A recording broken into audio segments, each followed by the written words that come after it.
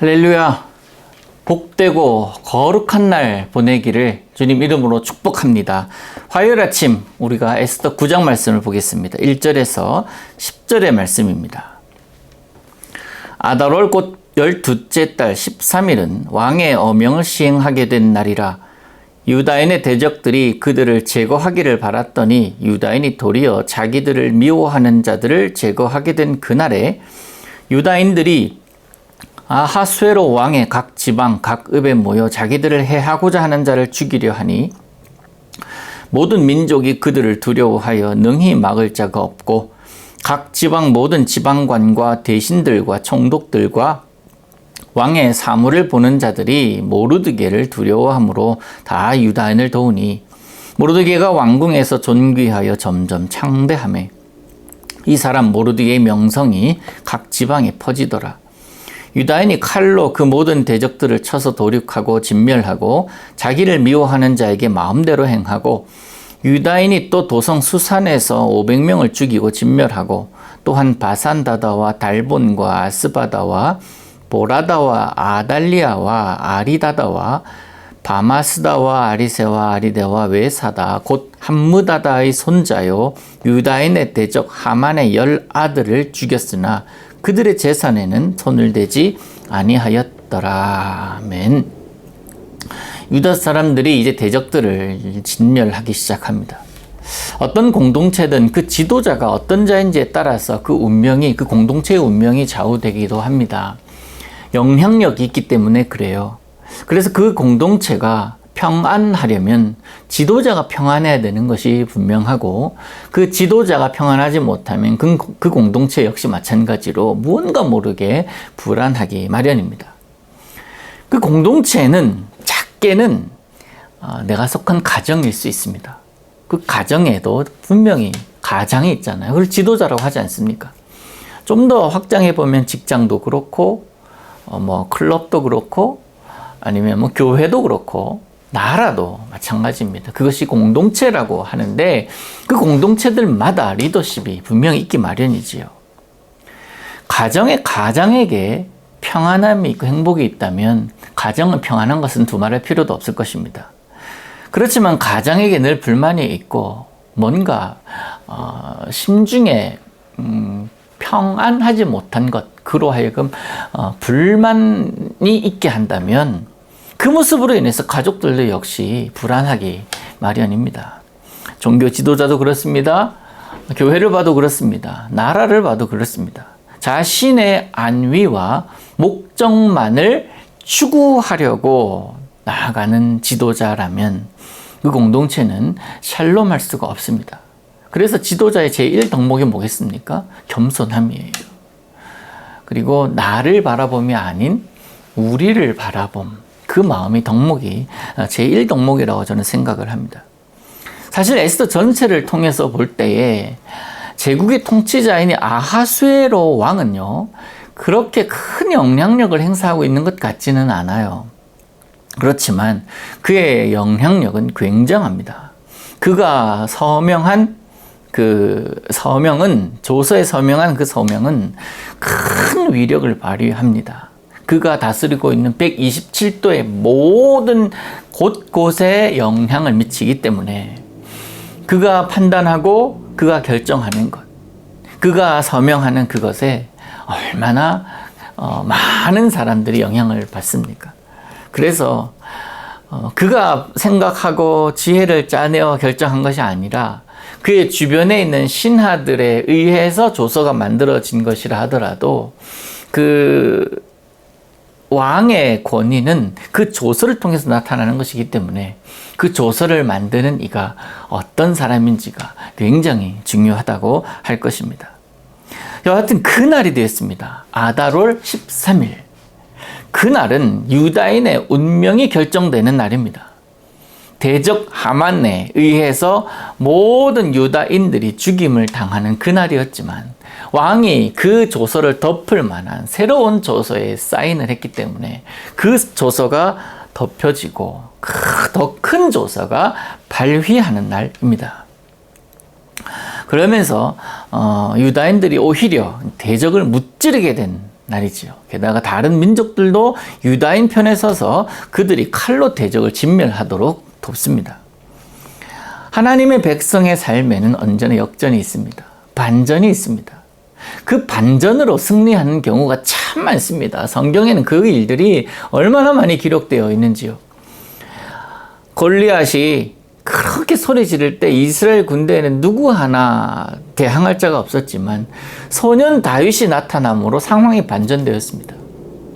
골리앗이 그 골짜기에 어마어마하게 울리는 그런 호통을 치고 있었지만 이 소년 다윗의 이야기는요, 목소리는 사실은 들리지도 않았을 거예요. 그러나 엄청난 반전이 또 일어나잖아요. 하나님은 다윗의 손에 골리앗의 목을 쥐어줍니다. 또한 수적으로 열세했던 갈멜산에서의 엘리야, 거기도 반전이 일어났잖아요. 아무리 외쳐도 이방신을 섬기는 바알과 아세라의 제사장들이 외쳐도 침묵했지만 엘리야가 기도했을 때 하늘에서 불이 떨어집니다. 이것 반전 아닙니까? 역전 아닙니까? 근데 이 모든 반전들, 이 역전적인 상황들 가운데 가장 큰 반전은 예수 그리스도예요.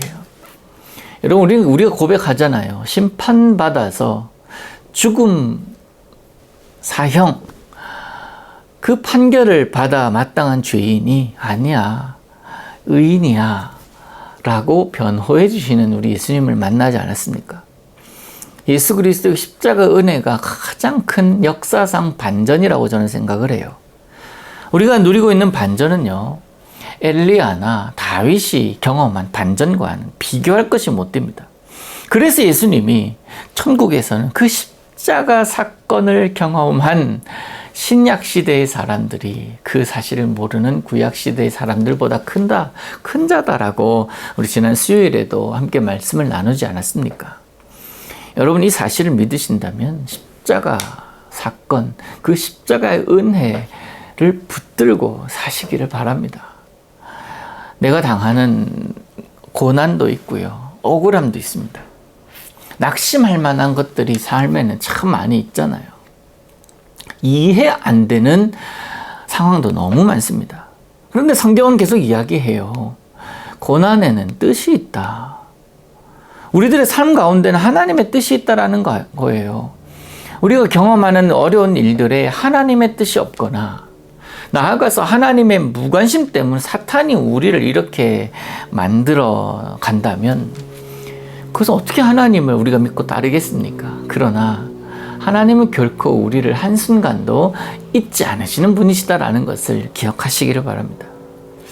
우리가 살면서 당하는 약간의 어려움, 또 깊은 절망감, 하나님의 무관심이 아니라 그것을 통해서 하나님을 알게 하기 위한 하나님의 계획임을 믿으시기를 바랍니다.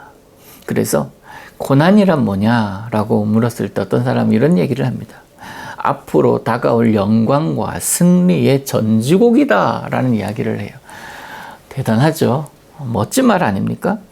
고난은 앞으로 다가올 영광과 승리의 전주곡이다. 전주곡이 없으면 본곡이 있을 수가 없습니다. 한편 유다인은요, 대적을 다 물리치고 죽입니다. 하만의 가족도 다 죽여버리죠. 그런데 특징적인 것이 있어요. 그들의 재산에는 손을 대지 않더라는 거예요. 왜냐하면 이유가 있습니다. 이 싸움의 이유는 그들이 가지고 있는 재산 뺏기 위해서 한 싸움이 아니기 때문에 그래요. 상대방의 것을 내가 취하기 위해서 시작된 싸움이 아닙니다. 개인의 탐욕을 채우기 위한 전쟁이 아니라는 거예요. 내가 하는 것이 무엇인지, 내가 왜 이 전쟁을 하는지 명확하게 그들은 알았기 때문에 저들이 가지고 있는 재산에는 손을 대지 않았다라는 겁니다. 여러분, 굉장히 중요한 이야기예요. 내가 하는 것이 무엇을 위함인지를 아는 것, 그것이 중요합니다.